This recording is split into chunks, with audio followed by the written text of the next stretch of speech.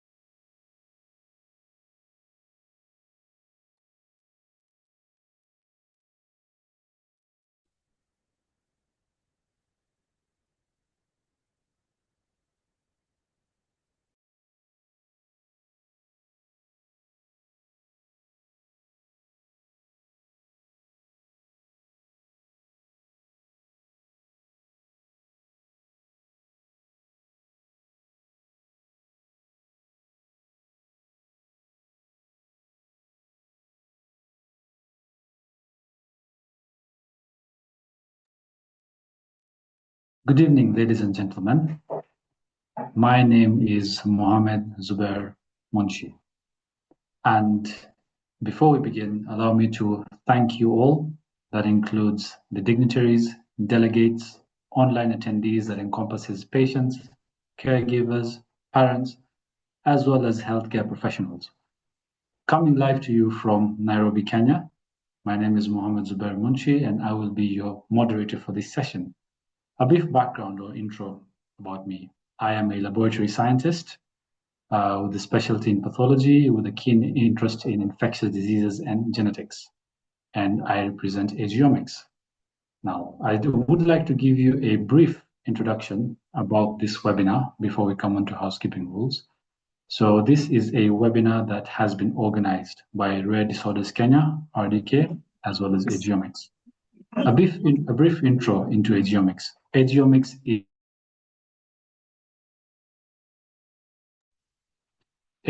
is a CAP-accredited laboratory that is serving a regional geography that is across Middle East, Asia, and Africa.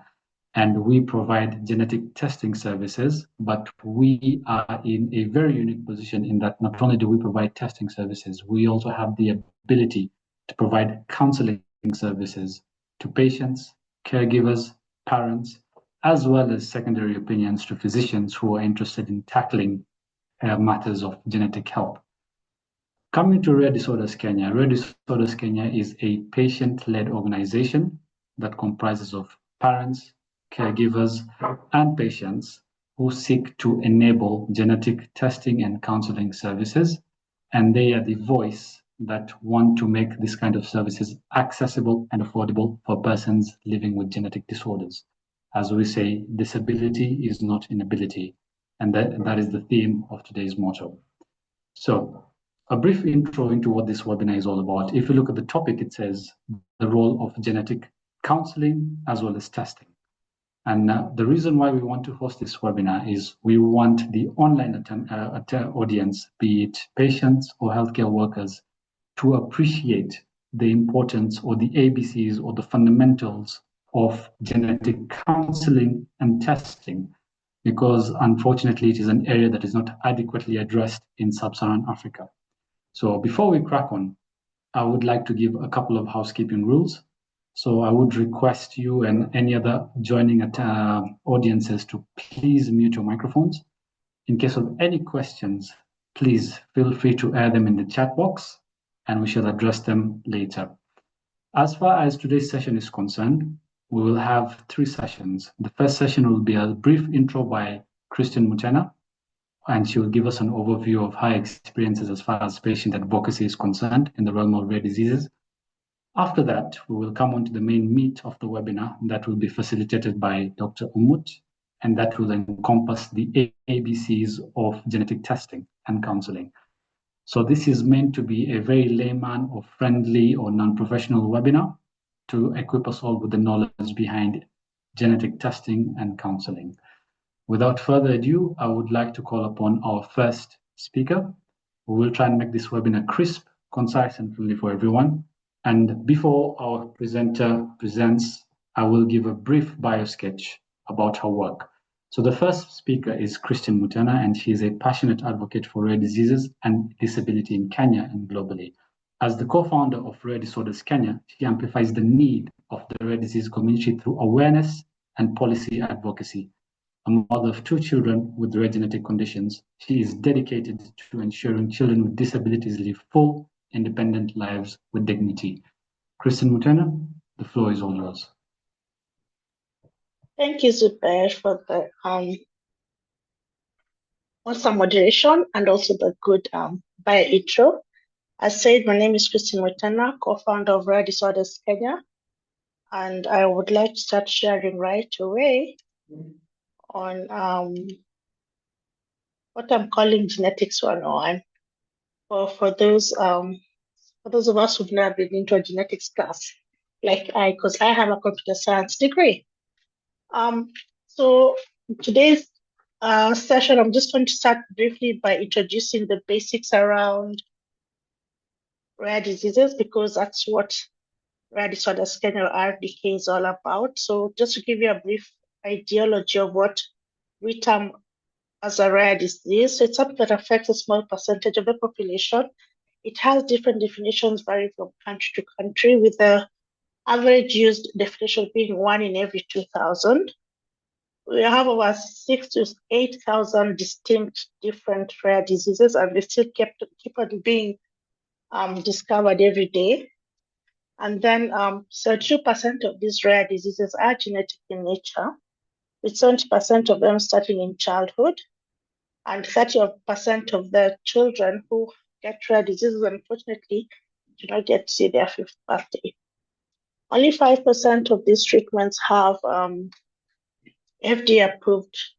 5% of these diseases have 5% of these diseases, yes, have FDA approved treatment. And then together it affects plus more than 300 million people worldwide. So Rare Disorders Kenya is an organization that came up to create awareness and advocate of people living with rare diseases in the country. It's a patient-led organization whose aim is to engage various stakeholders to address and uplift the lives of persons living with a rare disease in the country. So far, we have plus 125 recorded conditions. This is through straight connection or collaboration with the patients and or through the media. So that's just a bit about RDK. These are the pictures of the events we've done, more so around Rare Disease Day and advocacy, and also just getting to meet each other and just say hi to each other and have a cup of tea or something stronger.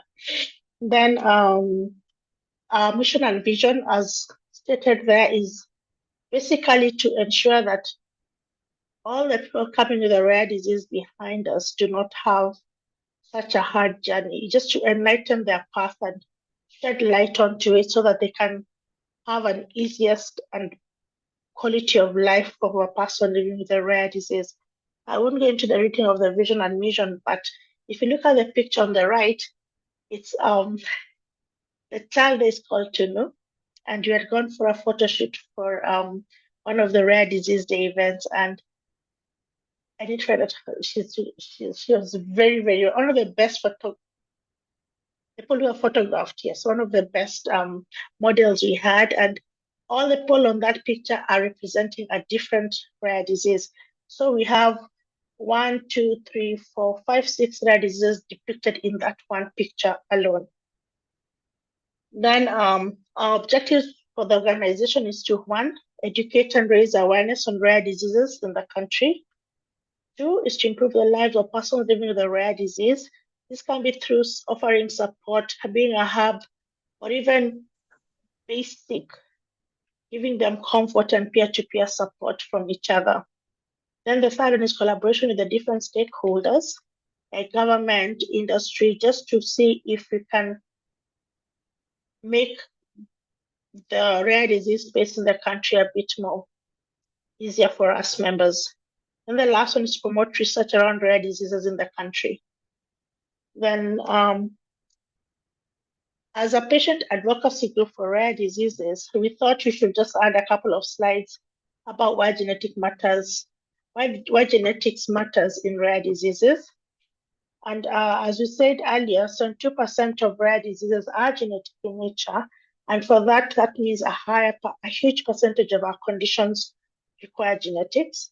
And then genetics brings clarity by reducing a diagnostic odyssey in the sense that it brings understanding. It brings especially to the healthcare professionals, so they know what they're dealing with, which gene is affected, and that helps them in diagnosing. Diagnostic odyssey is the time taken between onset of symptoms and a diagnosis, and usually in the Western world, this is depicted to be around 7 years. So you can imagine how much it is in Africa. Right? It also genetics also provides treatment guides and care, because it helps healthcare providers do targeted therapy for persons living with a rare disease with your condition. Because if I find out you have this condition of maybe a gene mutation X, and I know what can, or an enzyme that is missing, it's easy for me for them to figure out how to get that enzyme to you and how it can be administered to you, either through infusion, tablets, whatever. Then it offers family planning and emotional support. This is through family planning. I mean, can I have any more children? Will they have the same condition as this other child has? Such thoughtful conversations are had, and that's because of genetics. And then last but not least, it drives research and advocacy, and also leads to policy when it comes to rare diseases. And with policy means we get to have all this addressing those in the grassroots levels. Then there are a couple of myths and facts about genetics, and us being from the African sector, we know there's a lot of stigma and things that are accused of either witchcraft or I didn't pay my dowry or some crazy stuff that goes around. But these are the basic myths and facts that you can ask about. Does genetic testing give all the answers? The answer is no. Sometimes you get uncertain answers. Dr. Mut will call it VUS, variance of insignificant something. And but it's still That's useful because absolutely correct. thank you. So it basically helps them know it is not this, but it can be that. So as you breeze through these myths and facts, just know genetics is the way to go. Then the human side of genetics, why should we be interested in genetics? And every gene is a story, it's a person, it's a community, it's a livelihood of somebody, because for somebody who is affected by a gene, it affects them 100%, not just 1%. So for them, that's you should also think about genetics as somebody's livelihood, somebody's quality of life. Also, the diagnostic journey is, as I said, can be quite long and can be quite stressful, but with the correct testing and diagnostic tools and also counseling, I cannot emphasize enough on genetic counseling. It helps alleviate the stress, the emotion, the journey in general. Then patients or family members get empowered through knowledge. They get to know this is why this is happening. As I said earlier, they can easily make informed decisions when it comes to family planning or understand their family history, or worst case scenario, remove the myth of it's the mother's fault, because that place goes a long way in a lot of these genetic conditions. Then support and connection through organizations like ours, RDK, because you can find other people living with a rare disease and you can all walk in that journey together. Then also genetics brings hope for the future, because without genetics, then we will not know what. And they say you cannot know tomorrow without knowing yesterday. So genetics helps with that. Then I'd like to finish with this small quote that came across. Is like, genetics is not just about science, it's about people, families, and hope. So as Dr. Umut takes us through this meaty part of the webinar. Just remember that we have to be our brother's keeper, and that together, I believe we can make a better society. Thank you. Back to you, Zubair. Excellent, Christian. Thank you very much for that concise presentation. Ladies and gentlemen, allow me to summarize her presentation, and you can be able to appreciate from the statistics that when you have 300 million people living with a rare disorder, I don't think it's right to call it rare anymore when you have 300 million people, right? And when you have 72% of genetic disorders being inherited or disorders being inherited, and that means there's a significant problem. The other takeaway from her message as well is that there are some environmental factors that can play as well, and that consequently are involved in the outcome of a genetic disorder. So ultimately, from the very get-go, we can see what the mission of Rare Disorders Kenya is: to promote welfare and wellness of persons living with genetic disorders. And for us to be able to change the narrative, we have to come up and do things differently. And part of what we want to do is educate our peers on genetic testing and counseling in a bid to dispel away any taboos. So it starts with you and I, the people in the house, and only that way can you realize change in the community. And with that, we come to the science or the meaty part of the presentation that will be taken through Professor Umut Faroglu. So before I invite him on, allow me to give you a brief bio sketch of a very, very long decorated CV. Professor Umut Faroglu is a specialist genetics advisor and counselor that has obtained numerous qualifications.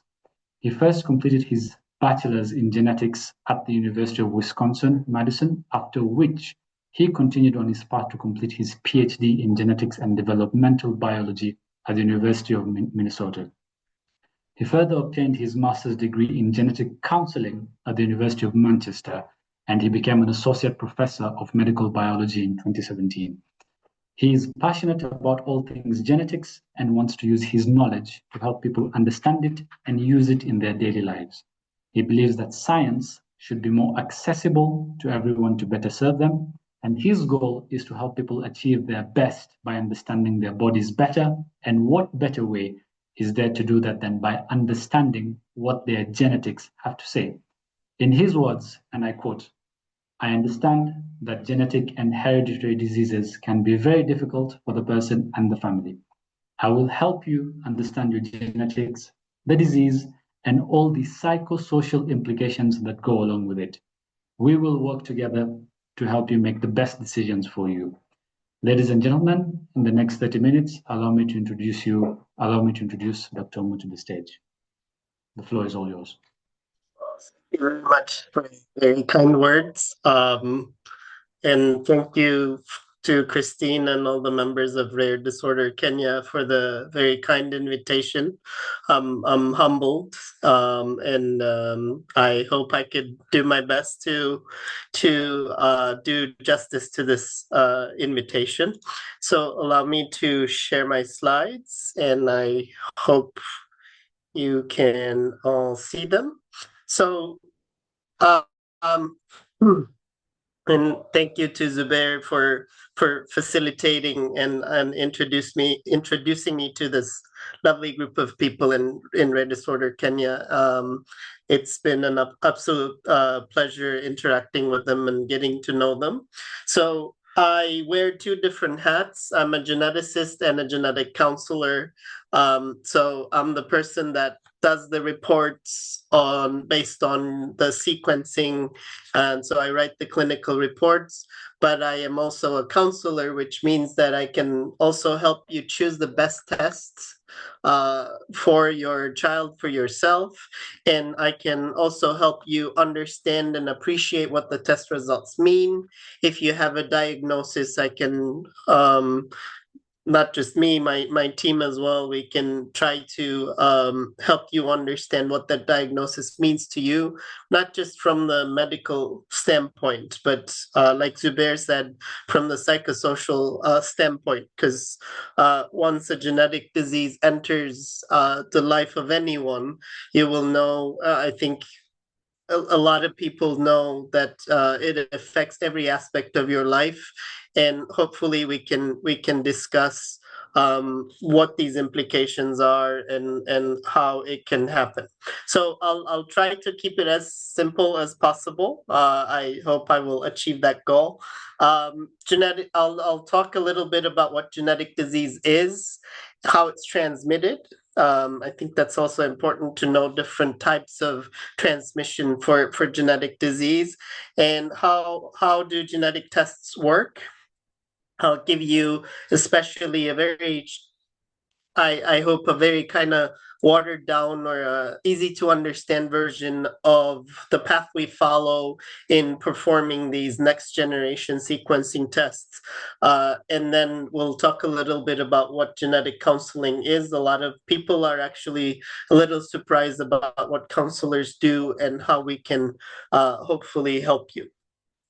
So everyone hears the word DNA, but what does DNA mean? DNA literally means deoxyribonucleic acid. It's the building blocks of DNA that gives it its name. It's technically an acid, so it's an acidic compound. It forms this long chain. Everyone has heard of the double helix, I'm sure. It forms this double helix that could stretch up to 2 meters in every cell. So in every cell of your body, there is a 2-meter long string of DNA that your cell very masterfully packages into this small portion, which you cannot even see with your naked eyes. But like if I gave you a 2-meter long rope, you probably wouldn't be able to hide it anywhere. So it's very fascinating what the body does with this compound. And this material is transmitted from one generation to the next. And I love gummy bears. I'm sure, I hope many of you do too. And I love this diagram. I even use this diagram in teaching my medical students, because it's a very simple way and it's a very easy way of helping people appreciate how genetics work. So if when your mom and dad get together and they are going to have children, usually what happens is each parent contributes to half of your DNA. So you get half your DNA from mom, half your DNA from dad. The only exception is what we call mitochondrial DNA, which only comes from the mother. So it's like a special gift from our moms, but that's not represented here. And you could see each of the children here, because one parent was red, the other one was the yellow, I guess. Each of the children are half yellow, half red. And then when one of the children partners up with a green gummy bear, then you could see because they're purely green, they will only pass on the green material. But this time, one of the parents has half of one, half of the other, but it doesn't mean they will pass on this material equally to each of their children. You could see some of their children have more red, others have more yellow. So that's why we kind of look like our siblings, but not exactly look like them, because there are differences in the genetic material that they will be getting from we will be getting from our parents. So this contributes to the variety in the people we see, all the way from how we look, how we behave, how we digest, how we act, and all the different things we can probably say is determined by our DNA.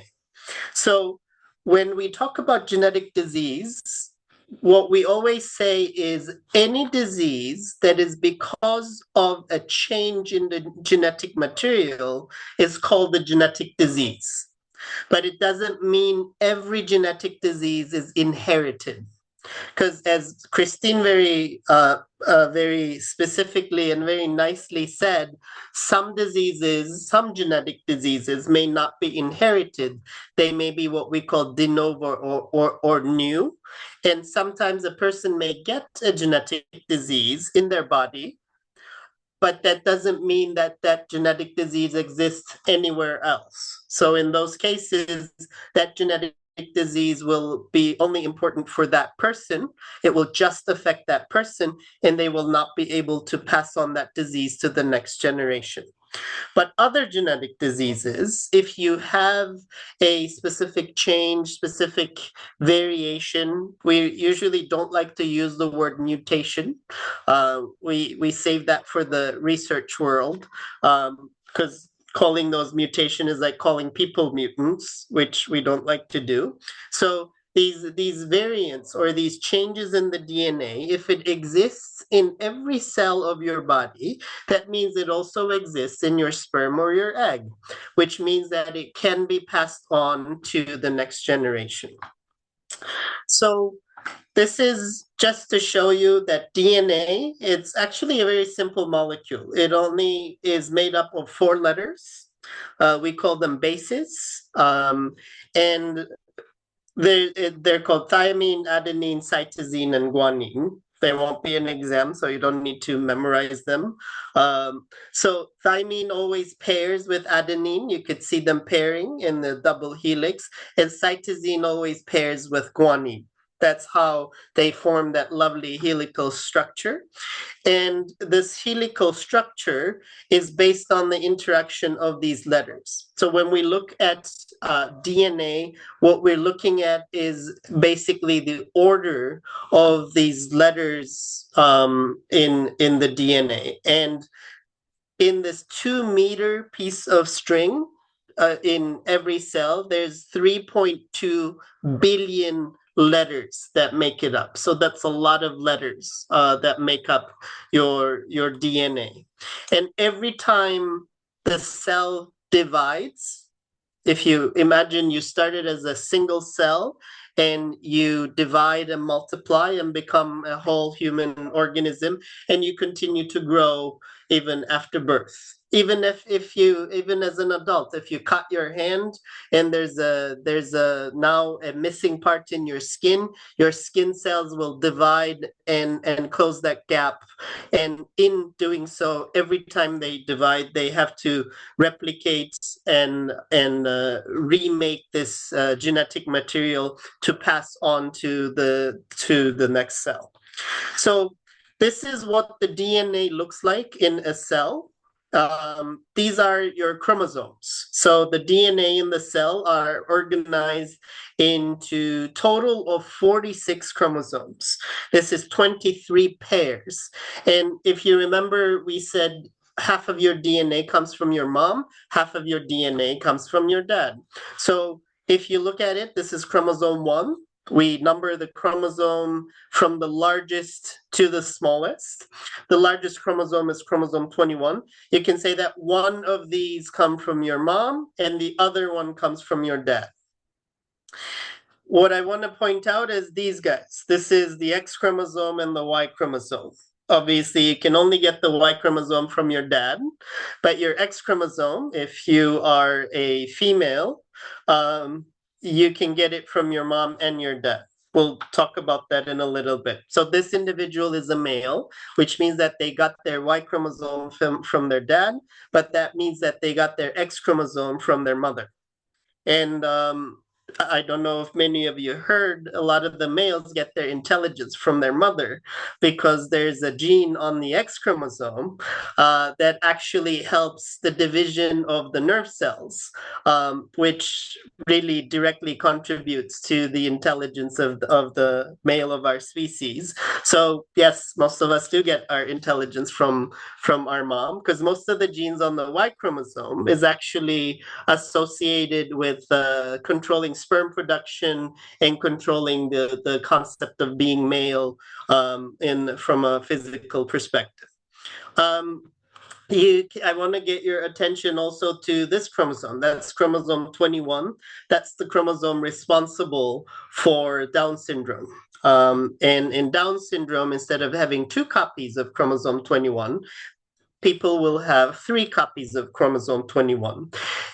that is not true. Like in most of these chromosomes, it is not compatible with life to have 3 copies of the same chromosome.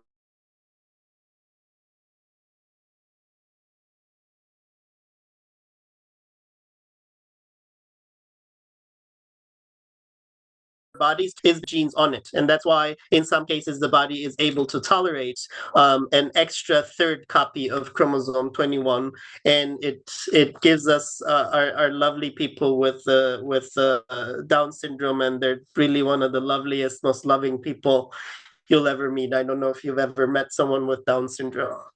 So this is the difference between a male and a female karyotype. So this display of chromosomes is what we call a karyotype. And when we're diagnosing certain genetic conditions, we not only do sequencing, we also do karyotyping.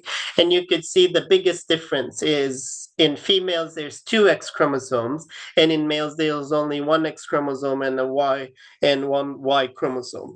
Even though there are 2 X chromosomes in the female, only 1 of them is used. Each cell of the female body needs to decide to shut down one of these X chromosomes and leave the other one open. And that's a random process that we call X inactivation.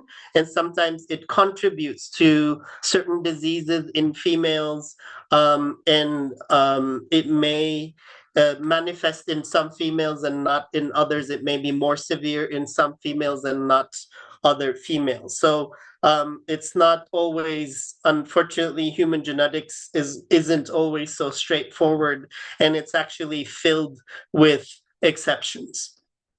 So there are different inheritance patterns. So I will go back one slide. All these chromosomes that are numbered from 1 to 22, they are called autosomal chromosomes.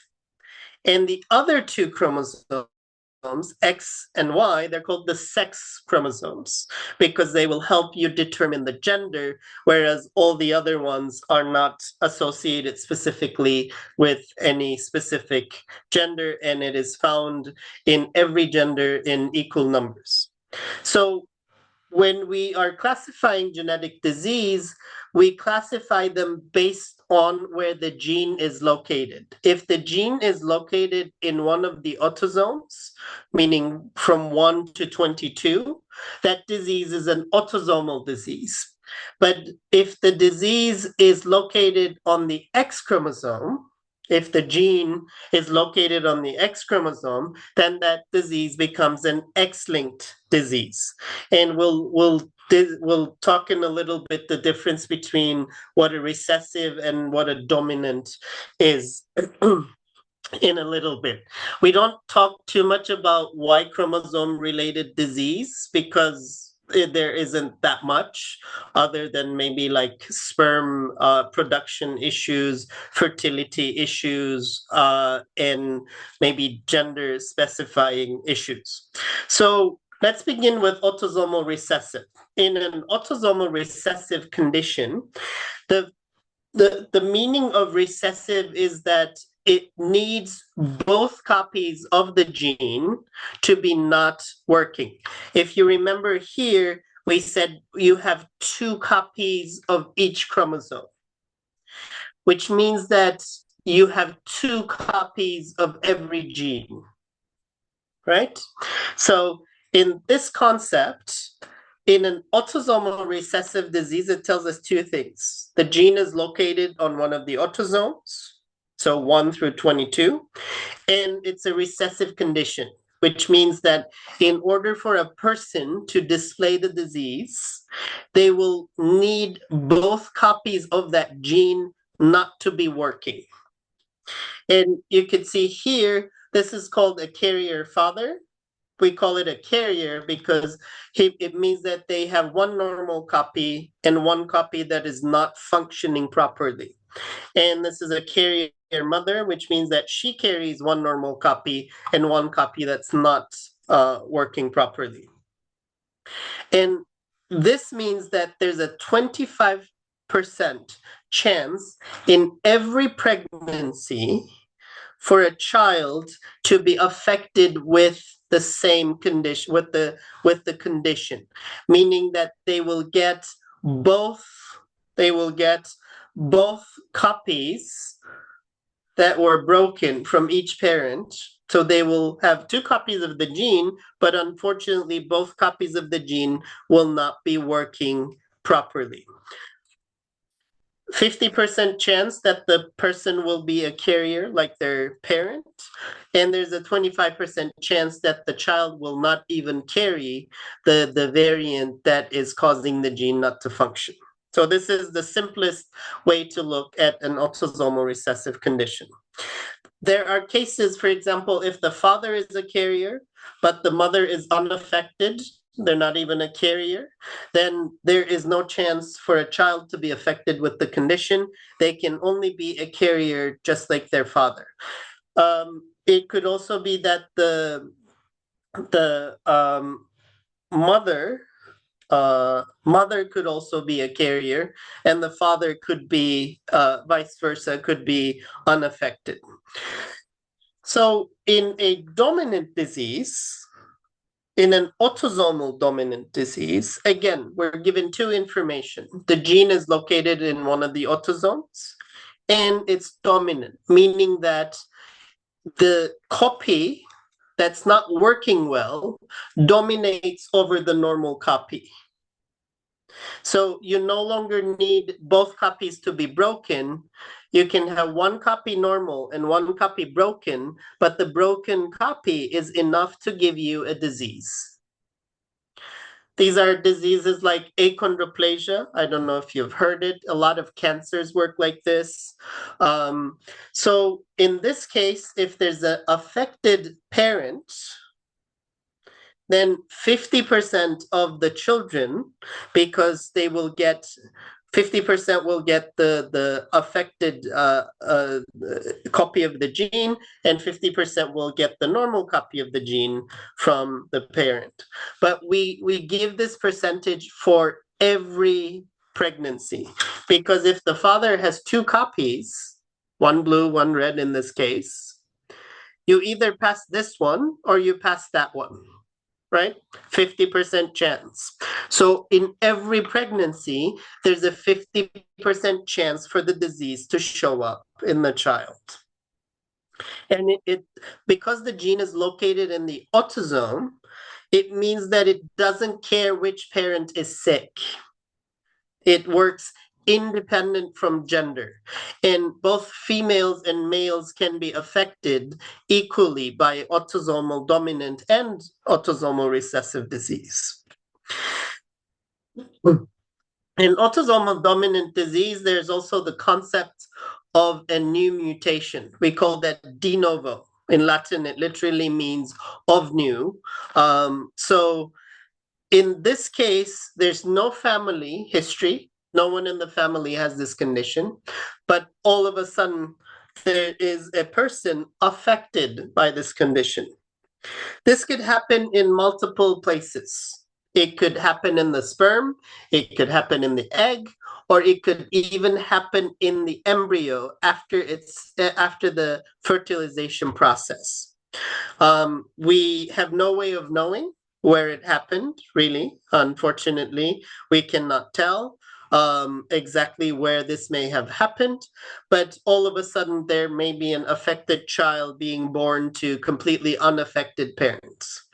There's always the concept of germline mosaicism, which is a bit complex, and sometimes it confuses even medical professionals.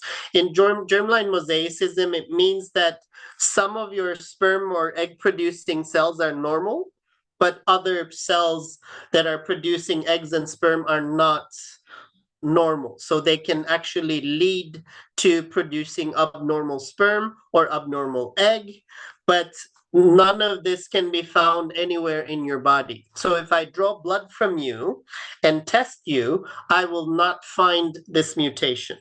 I have to look at the sperm, or I have to look at your eggs. And sometimes that's a difficult thing to do. So germline mosaicism, unfortunately, is very difficult to diagnose. But what usually happens in these cases is seemingly unaffected mothers and fathers keep having kids that are affected by the same condition, even though both the mother and the father tested negative for the condition. In an X-linked recessive condition, again, we're given the info. The first part of the info, it says it's X-linked. That means the gene is now no longer on the autosome. Now the gene is sitting on the X chromosome. And it's recessive, so means that broken copy cannot dominate over the normal copy. So if there's a normal copy present, it will be okay. But remember, in males and females, there are unequal number of X chromosomes, right? So in most X-linked recessive conditions, females are perfectly fine because they have a normal working copy and they have a copy that's not doing its job, but a lot of the cells choose to turn off the copy that's not doing its job and keep the normal copy active, giving everything as normal to the female. But when this female is producing eggs, they will either pass this copy or that copy to their children. But in this case, only males will be affected because the females will be carriers just like their mother.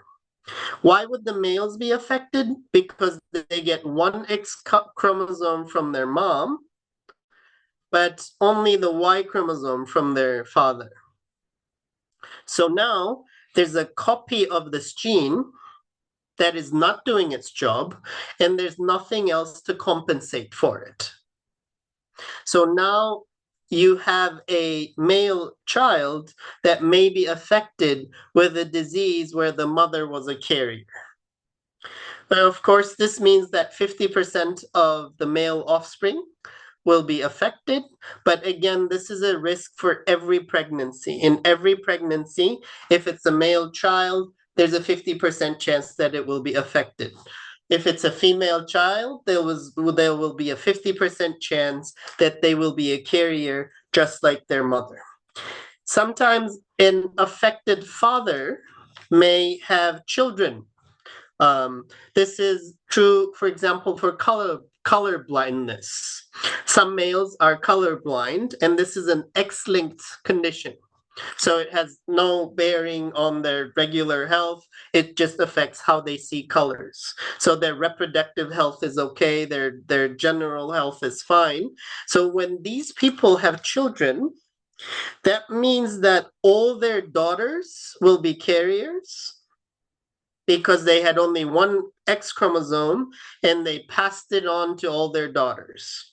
But if they have sons, none of the sons will have this condition because they will only pass the Y chromosome to their male offspring.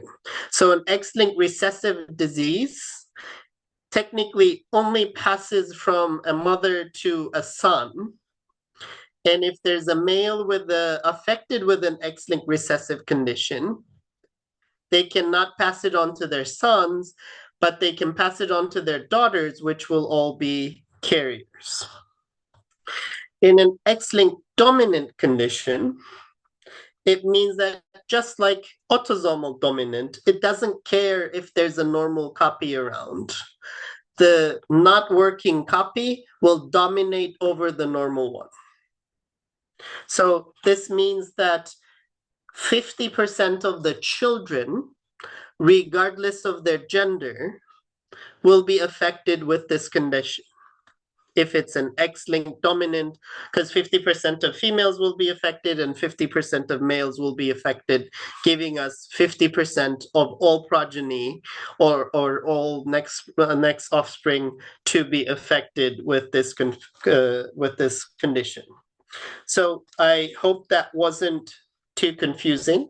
But if the X-linked dominant disease comes from the father, none of the sons will have it again because No son will receive an X chromosome from their father. They only receive the Y chromosome from the father.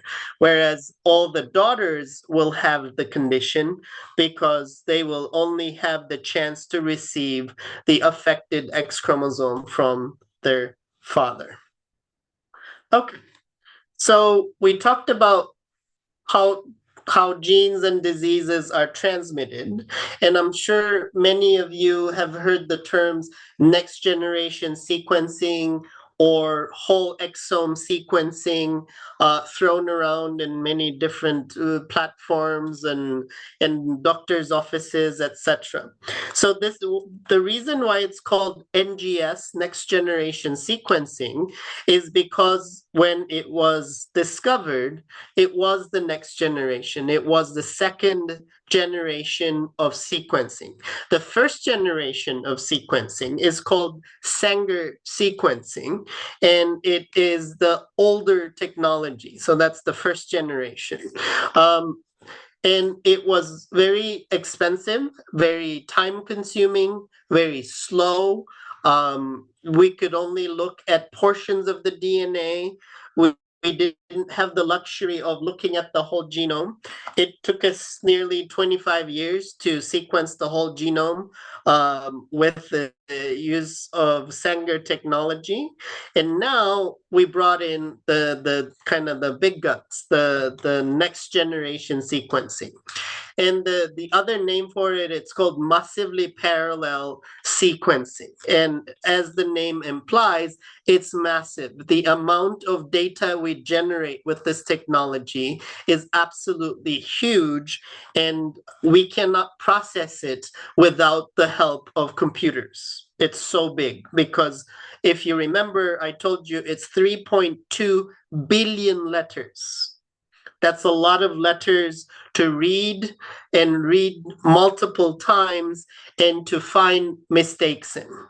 If you think about your genome, all the genetic material in a cell, I always liken it to a book.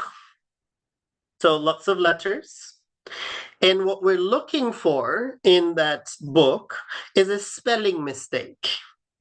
So that means if it's a 1,000-page book, I have to read each of the pages and find one letter that may be wrong, that may be causing the book to give you the wrong meaning, to not mean what it says, or something of that sort. So if you can imagine, reading 1,000 pages takes a lot of time. Finding and making sure that one letter is the wrong letter, it takes time. So I will give you a brief kind of journey into how this process works. We collect a sample. This sample could be blood. It could be buccal swab, meaning from inside the cheek of your mouth, or it could be a spit tube where you collect your saliva, which also contains the buccal cells. We always hear that you can do it from cell or skin, any tissue. That's true. But in order for hair to work, you have to yank it out with the roots, which is not nice. So we do not prefer hair samples usually, unless the root is attached. So the most preferred sample for DNA testing is blood, and in your blood, it is the white blood cells that we use as the main source of DNA, because red blood cells do not contain any nucleus, which means they do not contain any DNA in them. So if you have had a blood transfusion, if your child has had a blood transfusion, we prefer not to take blood samples from you for at least 2 months. Because by giving you someone else's blood, we're giving you someone else's DNA.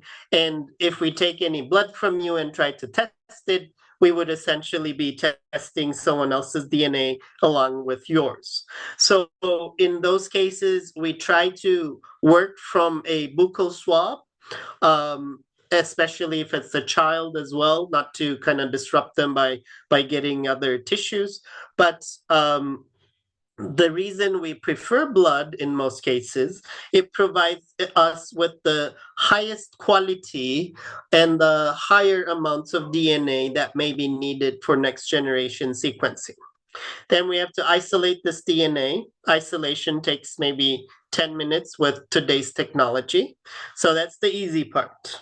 Get the DNA, get the sample, get the DNA. Then begins the difficult part.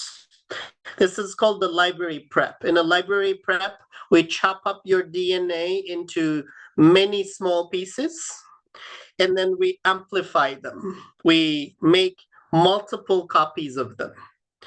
And that helps us find the mistake. It's like making 1,000 copies of the same book. So I can give it to maybe 1,000 people, and those 1,000 people can read it at the same time, and maybe we can find the mistake much quicker. This library prep can take anywhere from 3 to 4 days. And then there is the exome enrichment, the actual kind of enriching where we're reading and then amplifying everything. And then comes the sequencing portion. Sequencing portion takes another 3 to 4 days. And sometimes a sample may fail right at this step. In an accredited lab like us, we are bound by certain quality controls. If the sample doesn't pass those quality controls, we have to reject it. So at every step, we have to have a quality control. Is the DNA we receive okay? Is the blood we receive okay? Is the DNA quality okay? Is the library prep okay? Is the sequencing okay? And sometimes it means that it resets the process and takes us back. And we may go as far back as requesting a fresh sample from you because the first sample didn't produce a good enough DNA to begin with. And after the sequencing, the people we call bioinformatics people, they take this huge amount of DNA data generated, they process it, it goes through primary and secondary processing steps, and then it goes to the tertiary steps, which means that it's come to my screen now, and I can read and look and see if any of the DNA changes that are present in your DNA is able to explain the clinic that we see in you. The bioinformatics processing may take all the way up to a week. And my process of writing the report, because of the sheer volume of reports we're writing, may take all the way up to another week. And usually we say the process is about 4 to 6 weeks, but we try to get you the report as soon as possible. We don't hang on to it and say, oh, you have to wait 6 weeks. As soon as your report is ready, we'll release the report to you. This is what a sequence looks like, or this is what it looked like in Sanger sequencing. You could see each letter got a separate color. And so this is someone's DNA sequence. This is, you can see letter after letter. We have what we call a reference genome. So a genome made up of the genome of thousands of people around the world. And some of the changes may be meaningless. It may be, we know they carry no meaning. It only changes insignificant things, and others, unfortunately, may give us disease. So we look for different kinds of variants. I'm not going to necessarily bore you with the technical names, but I will hopefully try to explain to you what they may do to the sequence. So if you think about genes as producing sentences in a book, so our sentence says the fat cat ate the rat, right? That's what it's meant to say. If I change one letter, so that C changes into a B, it says the fat bat ate the rat. It's still meaningful, but it's not the same as the original meaning, right? So this means that there's a change from the original. So this has maybe, if you think about it as an enzyme, it's no longer functioning at 100%. It may be functioning at 50%, 70%, which may be enough to give you a disease. Another mutation may make it the fat UAT ate the rat. What does that mean? It doesn't mean anything to anyone. So now, even though most of the sentence is intact, most of the protein is intact, there's a portion of that protein no longer functioning. So that may knock down for example, for an enzyme, it may knock down its function from 100% to completely 0%. And the difference between the BAT and the UAT is that people with this change may have a more severe disease compared to people with the BAT change. Another change we're looking for is insertion. So if I'm inserting an extra letter into the sentence randomly, does this second sentence look like the first sentence anymore? No. And is there anything meaningful in there? Not much. After that insertion, most of the meaning of the sentence is destroyed. And the other one is a deletion.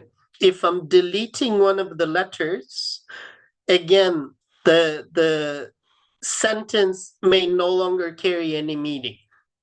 The meaning may be totally lost now. So we're looking for different changes like this, changes in letter, insertion of letters, or deletion of letters that may change how proteins function. If you've ever seen a clinical next generation sequencing report, we usually report pathogenic, likely pathogenic, or as Christine says, variant of unsignificance variants. So these changes that we report, they have to fall into these categories. The pathogenic and likely pathogenic, they're more likely to be disease causing. Of course, that also changes from one population to the next. So in most of these forms that you fill out, there's usually a section called ethnicity. And we're not asking that to be racist. We are asking that because we really care what ethnicity you're coming from, because we know that certain mutations are active only in certain ethnic groups and not the others. Or we may be able to say, oh, okay, this change is very common in that ethnic group, so maybe it doesn't have the potential to be disease causing. And if we are putting a variant of uncertain significance in your report, it means that we do not have enough data to see whether that's the change that's causing the disease in you or your child. VUSs, as we call them, gets reevaluated every year by us. So we review the VUSs. Sometimes they get reclassified as a pathogenic or likely pathogenic, but sometimes they get declassified and they may be called benign. In either case, we will write to you and say, your VUS mutation no longer carries meaning, or your VUS mutation now has a much stronger meaning attached to it. Beware. So in understanding all this, counseling plays a big part. And as part of Agiomix, we have a service called Counselomics. And the biggest aim of Counselomics is to bring genetic counseling to the masses. There's a great saying on genetic counseling that I love. It says that genetic counseling is like air conditioning. When you don't have it, you don't realize what you're missing. But when you do have it, you cannot live without it. And genetic counselors, if a genetic counselor has entered your life, you will know that they're your counselor for life, and they will try to take care of you and your family for multiple generations. This is what we try to do in our practice as well. In genetic counseling, for Counselomics, our mission is to help people understand human genetics better and how it impacts the healthcare, but not just from the health point of view, but from the human point of view as well. What it means for you, what it means for your family, and everything. And we aim to provide a world-class service. All of our counselors are accredited in their own country. We speak 4 languages: English, Turkish, Afrikaans, and Arabic. So you can get female counselors as well as the male counselors. Males feel more comfortable speaking to another female. Sometimes males feel more comfortable speaking to a male counterpart. So we try to bring in variety. We do lots of different counseling sessions, pre and post-test counseling. So if you want, we can have a counseling session before you choose a test, and we can help you choose which test will be more informative. So when you know going into a test what it may tell you, you control your expectations and you control what the test could tell you. You're ready for different results. If you have a test results, we can help you understand that test results, and that falls under the purview of the post-test counseling. Some people want to get counseling before they get married to see if there's a chance that any family-related condition may be running, may be presenting in their next generation. We can certainly do testing and counseling for an existing pregnancy. We do wellness testing, wellness counseling, cancer testing, and all sorts of different genetic tests are covered. So if you want to define genetic counseling is the name of the process where a trained professional, and as Zubair so kindly said, after finishing my PhD, I spent 2 years to become a genetic counselor. So not everyone who has a genetics degree necessarily has the ability to be a genetic counselor. So that's why it's important to speak to very well-trained genetic counselors who should be able to understand the genetics of what you're going through, the psychosocial aspects of what you're going through, what this disease may mean for you, for your family, for your reproductive decisions. And we try to discuss and reach a conclusion that is best for you and no one else.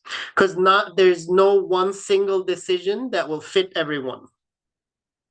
Your cultural situation, your ethnicity, your religious beliefs, everything needs to be taken into account in order to reach the best conclusion for you, not just from the genetic and the treatment perspective, but from the lifestyle perspective, from shaping your decisions, being at peace with your decisions.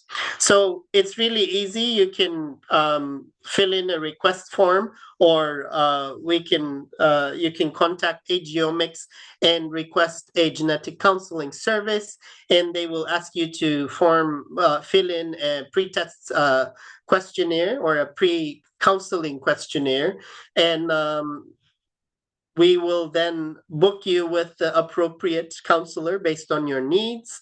And then after, when you have the consultation, you will be presented with a counseling summary letter.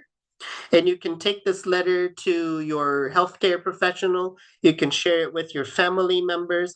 And this means that there's no room for misunderstanding, because genetic counseling events can be very sensitively charged, emotionally charged.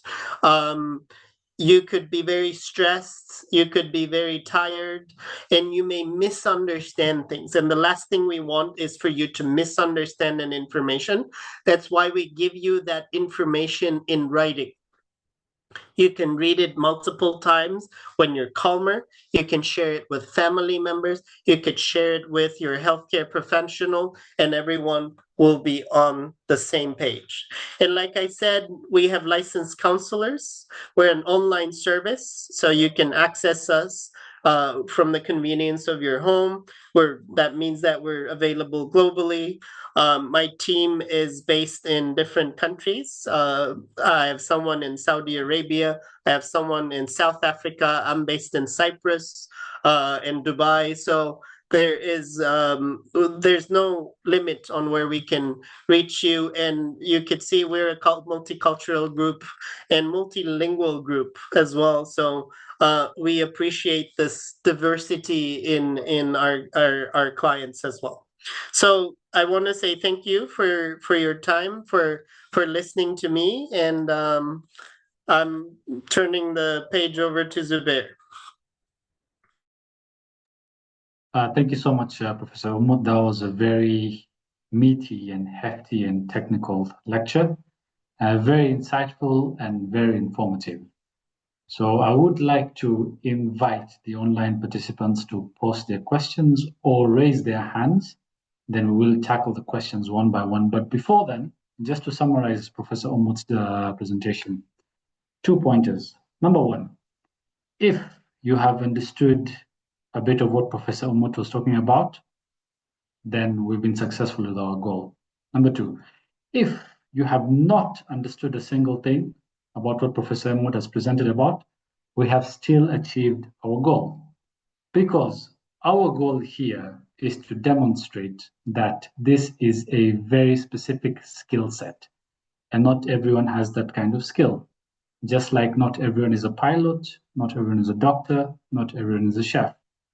And for you to get the right kind of service, you have to go to the qualified person. It's one thing when I tell you your engine is broken. It's another thing when a mechanic comes and tells you your cylinder head is cracked. You can see there's a difference in the level of professionalism, credibility, and education. And what we are essentially trying to demonstrate here from one of the slides Dr. Umut presented, when you look at the sample preparation process, it's a huge team. So from sample collection, you need a phlebotomist. From DNA extraction, you need a molecular biologist. From data analysis, you need a bioinformatician. From clinical report understanding, you need a genetic counselor and a geneticist. Then you may also require your physician to also be explained to what this report means. So you can see it's a 5 to a 6-man team, all heavily involved in trying to make someone understand or trying to decipher what this DNA means. And these are very, very rare skill sets, although we are really trying to advocate for them.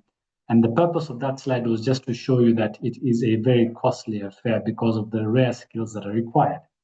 And what we are trying to do is we are trying to make the voice of genetics heard across sub-Saharan Africa so people can really appreciate its importance. Right. With that, I do also have a couple of questions just to allow dialogue as well, but I will allow the online attendant audience to ask their questions first. Allow me to start with the questions in the chat box, then we can come down to the audiences that raise their hands, if that's all right. Just give me a second. So first question is by Stephanie Achieng. So she asks, in a situation where someone gets a genetic disease test to find out what the illness is, what happens when a result comes as 2 different illnesses?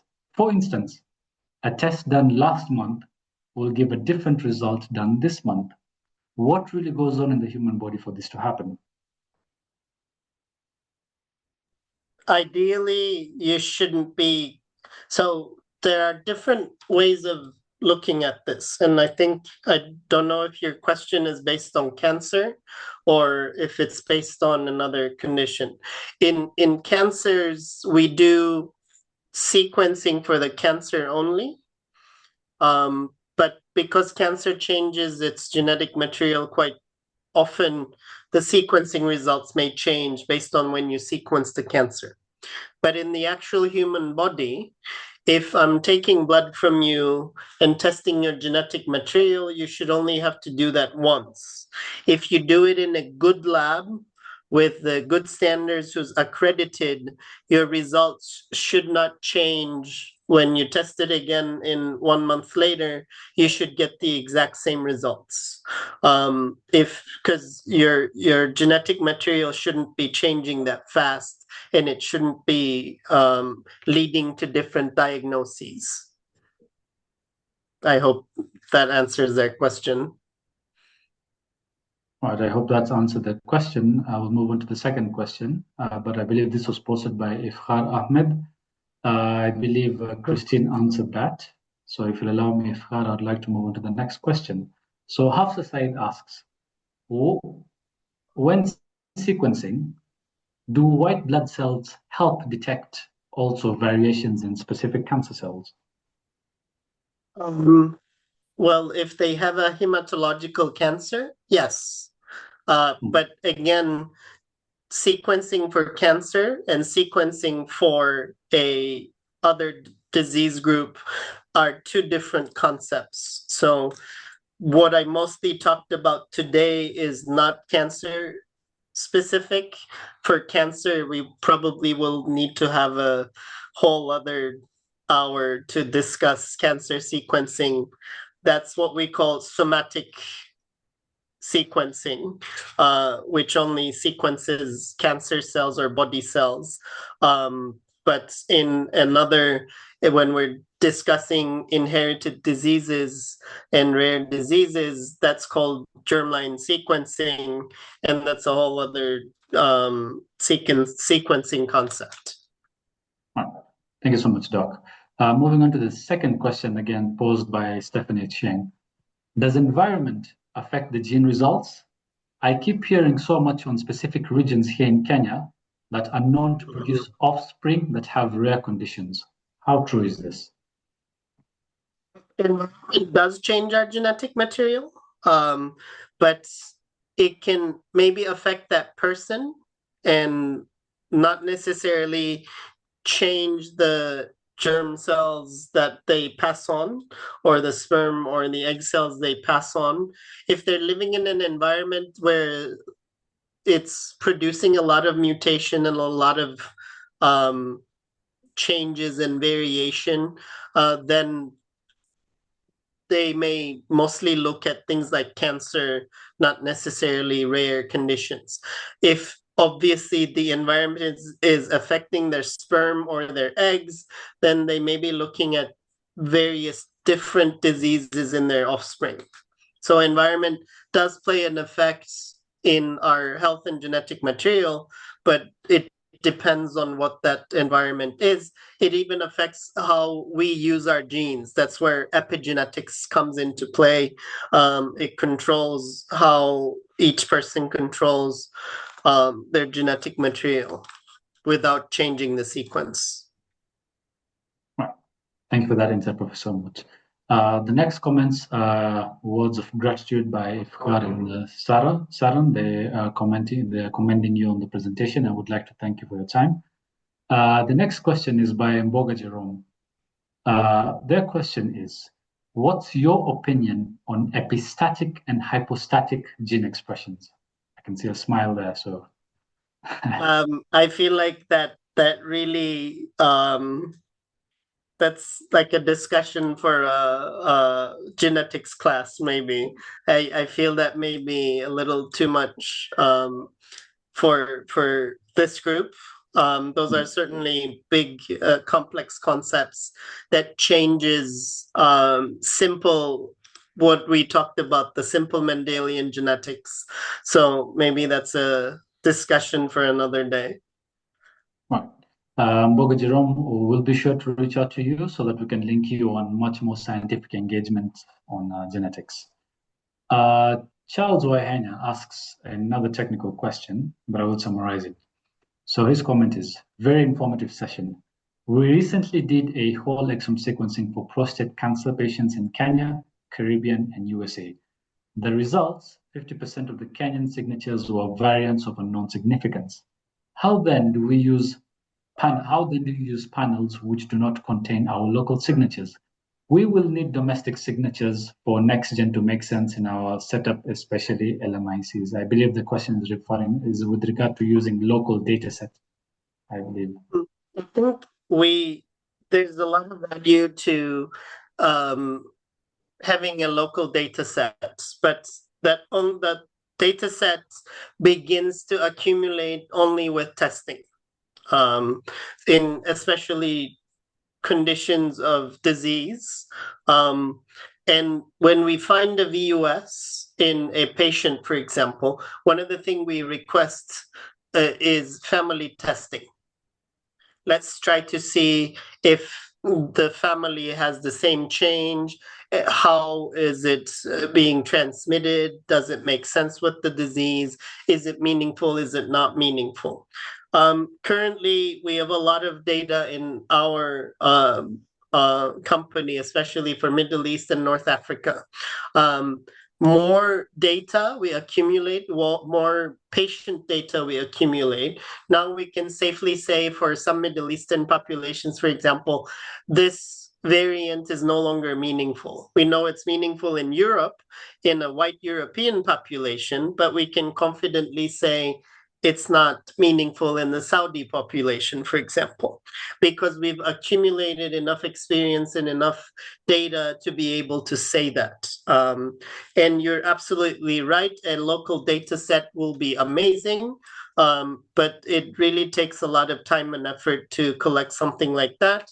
And hopefully by making testing more accessible to the population, you can reach that goal more easily, or maybe through research projects as well, which we can certainly help you with that as also.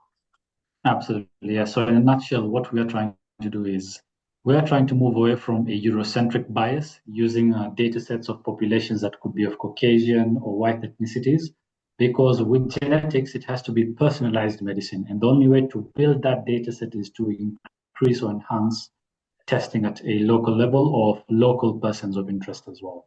Moving on to the next comment, I think Richard was requesting for a presentation. I believe the presentations will be shared at the discretion of the presenters, and he would also like to upload both of you for the presentation.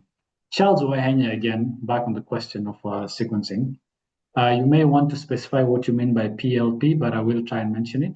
So Charles Wahenya says, we plan to do whole genome sequencing to characterize these variants, looking for P/LP. So I assume P/LP means Pathogenic and likely pathogenic. Oh, all right.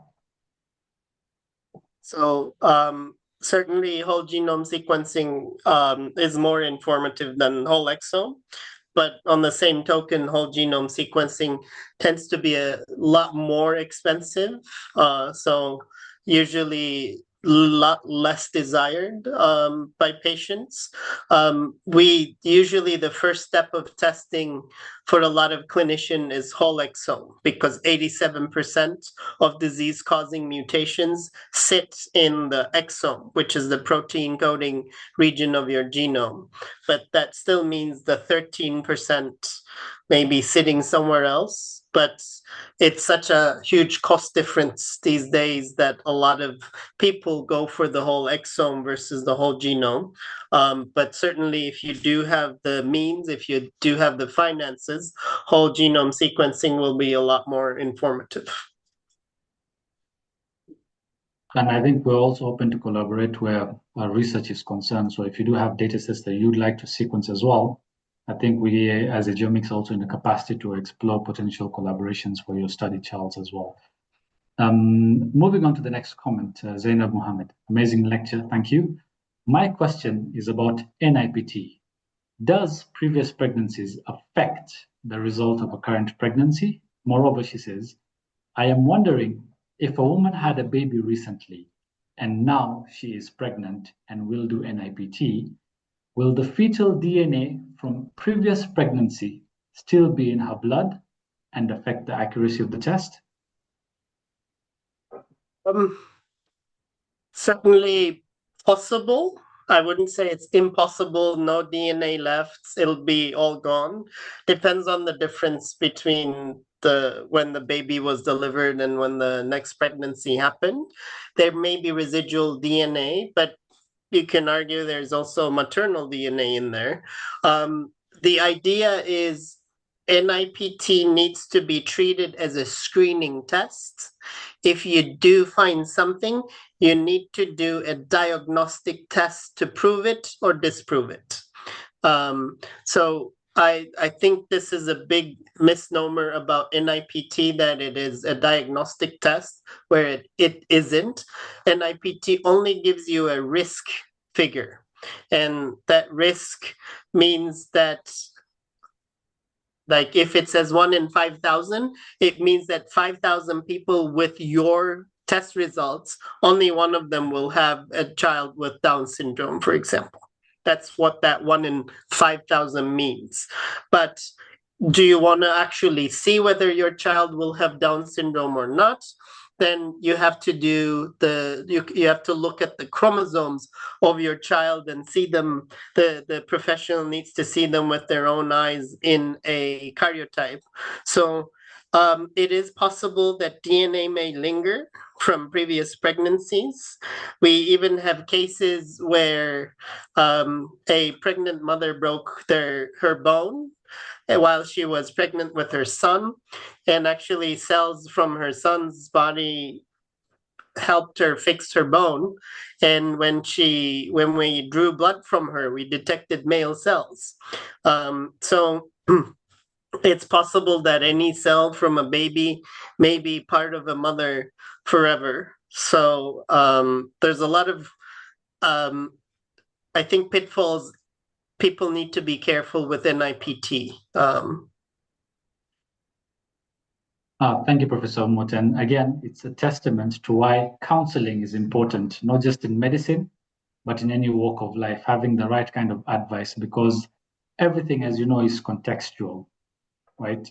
6 to someone else may be an inverted 9. 9 to someone else may be an inverted 6. That is why counseling is important, because you have to apply context to each specific case. Thank you for pointing out that, Dr. Mut. Moving on to the next question by Ifkhar Ahmed.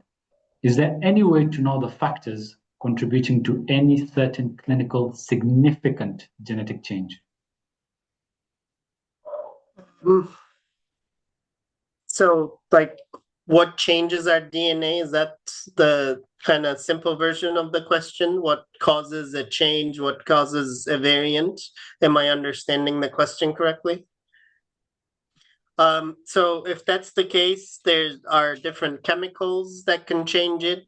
Also, the enzyme that helps replicate DNA itself, it makes one mistake in 1 billion. So it will make a mistake in one letter just because of its nature. In every billion it replicates.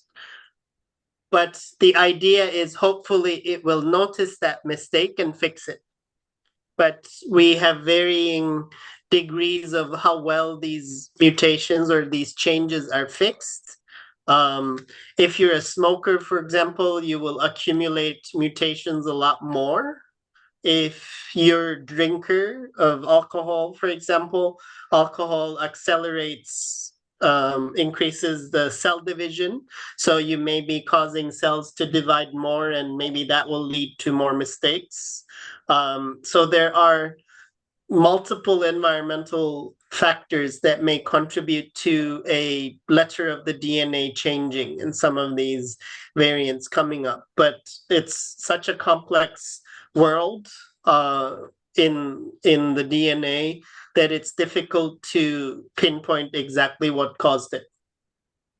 So the same questioner also asks, he says, I am asking about any given clinical case, not the generic factors. Like whether I know what causes a specific mutation in a given case? Yes. No idea. I mean, if it's inherited, obviously it's coming from the parent, but it must have started somewhere down the line, somewhere. If the mutation is common in the population, if it's being passed on generation to generation, but if it's a new variant, we may have no idea of knowing where or when it appeared in the patient. Right. Thank you so much, Dr. Mut. I hope I'm pronouncing this name right. Waithera Chege. So she says, thank you so much for the presentation. You mentioned the importance of considering ethnicity in making sense of the data. Could you please give a case where certain genetic expressions might mean something different for different ethnicities? We see lots of examples of this, especially in cancer. But there are certain variants or mutations that exist in the Ashkenazi Jewish population, for example. In this population, it will give them breast cancer at a very high incidence. If you take the same variant and put it in a non-Ashkenazi background, it will have zero effect. You will see no cancer in these ethnic groups. So when I see a variant, sometimes I'm quite curious about the ethnicity of the person, because ethnicity for me gives context to a variant. There may be some variants that are completely independent of ethnicity. They behave, they're like equal opportunity employers. They behave exactly the same to everyone. But other ones may behave quite differently in different ethnic groups. And more you study an ethnic group, more you learn about what variants may be meaningful and what variants may be meaningless in that ethnic group. All right. Thank you so much, Dr. Omot. We do have another question as well here from one Fatma Ahmed, and she says, if a mother has a benign tumor and a son had the same benign tumor on the same location, does it mean it was genetic and was passed down by the mother? And is there a possibility that the other kids are carriers and affected? See, cancer causing variants or mutations are tricky, because what they do is they increase the likelihood of forming a cancer, but it doesn't guarantee having a cancer. So even in breast cancer, a lot of people have heard of BRCA1 and BRCA2, BRCA1, BRCA2. Even in BRCA1 and BRCA2 mutations, if a person carries that variant, their likelihood of developing breast cancer is 80% only. So that means that they have a 20% chance of not developing that cancer. And that's dependent on the rest of their genetics, their environment, things they eat, things they do. So in case of cancer, having a variant does not guarantee that you will get cancer, but it will increase the likelihood of developing that cancer. So if the mom had it, maybe if the mom and the son are sharing the same variant, they were both in the kind of high risk group for developing that tumor, and that's why they both got it. But there may be another family member, for example, with the exact same variant that may never develop a tumor. All right. Thank you for that, Professor Omot. So I would like to wrap up with the last couple of questions, hopefully in the next 5 minutes. Chebet Isaac asks, in cases where both parents are carriers for sickle cell, how best can one screen the fetus by using non-invasive methods? So non-invasive methods are usually not the kind of golden standard for that. Even if you test someone through NIPT, that still is considered a screening test, and we would really recommend, unfortunately, an invasive test. It also depends on your religious background and how you want to do this. Some people want to do PGD So to test the embryo before they implant. If you're looking to test after pregnancy, then unfortunately invasive methods still remain the golden standard. And even though non-invasive methods are quite informative, they are still considered screening, not diagnostic.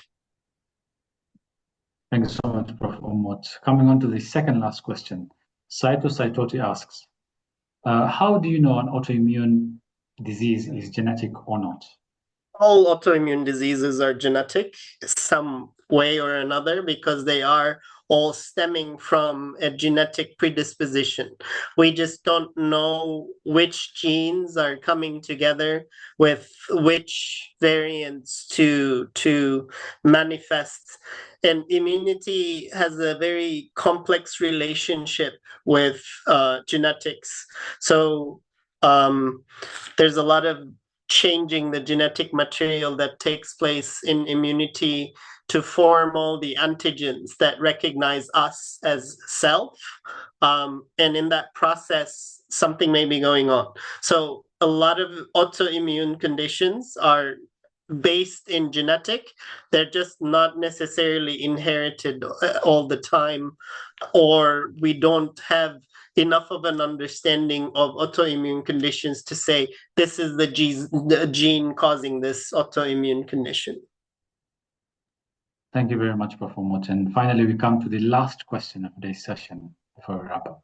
So Innocent Alvin asks, what's the place of age in altering genetic makeup of the offspring? So the place of age of the person or their offspring. I will answer this in a way. For example, the likelihood of finding certain diseases is higher in older fathers. And the reason for that is the sperm may be accumulating more mutations, or the sperm forming cells may be accumulating more mutation as the man ages. Therefore, that increases the likelihood of producing a sperm with a mistake. So all kind of increased paternal age also plays a role. Obviously, increased maternal age has other complications also. But I don't know if that was the question they were going for. But certainly age of the parents have a sometimes implications for their offspring. All right, thanks so much, Prof. Omot. And finally, Sylvia Odera at the 11th hour has posted her comment. And after that, I will kindly request any other questions to be sent to my email there, which I've reposted again, zmunshi@agholding.net. So just to attend to Sylvia's question, is it possible to manipulate genes so that certain chromosomes are either deleted or added? We don't, I mean, we can now start to manipulate certain letters of certain genes, but we're not at a stage to manipulate whole chromosomes. Chromosomes are too large of a genetic structure to be manipulated so easily. But we do, the aim of gene therapy these days is to delete or to add certain specific sequences into a gene with the hopes of restoring function. Ladies and gentlemen, that brings us to the end of a very, although I was hoping would be a layman Q&A session, has turned out to be very technical. So I would assume that our audience is just as well equipped to understand the science or the witchcraft behind genetics, if you will. Now, to sum it all up, I would like to highlight a couple of issues. From what you've seen over the last 20 sessions or the 20 minutes, as far as the Q&A session is concerned, we're not here to brag or boast about the knowledge that Professor Umut has, but it is a tribute and a testament to show you that certain skill sets are rare and are required. For example, or to give a better analogy, in a football team, you have an attacker, a midfielder, a defender, a goalkeeper. A striker or an attacker cannot do a keeper's job, a defender cannot do a striker's job, a midfielder cannot do a goalkeeper's job. We all need one another. Now, in certain circumstances, when the 11-man team is down by a man or two, then particular individuals have to step up and do two roles, right? And that tends to be the picture as far as healthcare is concerned in Africa. So we're not exactly a 11-man team. We are I would say 7 or 8-man team. So you find even doctors trying to provide the role or trying to provide supportive roles as genetic counselors and service and geneticists. But you can see the challenge with that is because they become overwhelmed as well. So it's different playing with 8 men, and it's completely different playing a football game with a full team or 11-man team. And that is why it is important to utilize and take advantage of any genetic counseling services. Now, you may ask, telemedicine is a bit difficult. Well, the internet has made the world a global village, where it is a global network, right? And in a situation where we lack particular skills or expertise within the country, that is where the beauty of the internet comes, because telemedicine or online counseling services become accessible. You may question about the credibility, but I could also pose a question to you. When you order a particular item from Amazon or eBay, you have never seen this item in your life, but with full confidence, you will swipe your card and you will expect it to be shipped within 3 to 4 weeks. Now, what we are doing to try and build that credibility and trust locally at Kenya or within a regional level or a national level is we have partnered up with key figures such as Rare Disorders Kenya, Clemency Medicare Center, and Dr. Kalebi Labs in a bid to provide that trust. Again, a simple example. It's one thing going to a mechanic you've never heard of, and it's one thing going to a mechanic that you've heard of or has a brand or has credibility or trust. And that is why these partnerships are important. Because number one, they provide credibility in your tests, and they give you that trust and confidence that you're getting the right kind of care as well as service and value for your money. The second thing it provides as well is with this unique model that we have between Rare Disease Kenya, Agiomix, Clemency, and all our other partners, we are trying to provide concierge medicine, if you will. So from an online consultation service through your laptop, all that is required for you is to have your sample collected from wherever you are. And once it's tested, everything is reverted back to you via the network or via internet. So that is the beauty of the internet now. But essentially what we're saying is we are here to support you as far as genetic counseling is concerned and testing, and we're here to change the narrative. Counseling and genetics should not be a taboo. It should not be a luxury. We want to get that traction going. We want to make the noise. And eventually, in a couple of years later, we can have much more serious conversations about lobbying it into normal test menus by the government, and how we can also involve insurance into subsidizing costs as well. Because what we have demonstrated is, while we are trying to make it cost effective, ultimately it is still expensive, but we're here trying to change the narrative. So in the event that you do know someone who may benefit from the counseling session or a test, we're here to work together through our partnerships. Ladies and gentlemen, it's been an absolute pleasure. Thank you for close to 1 hour and 41 minutes of your time. And I would like to officially bring this session to a close and invite Dr. Umut and Dr. Mutena and Mutena as well to make their comments. Thank you very much. Everyone, it's been an absolute pleasure. I hope it's been valuable, and thanks for the invite.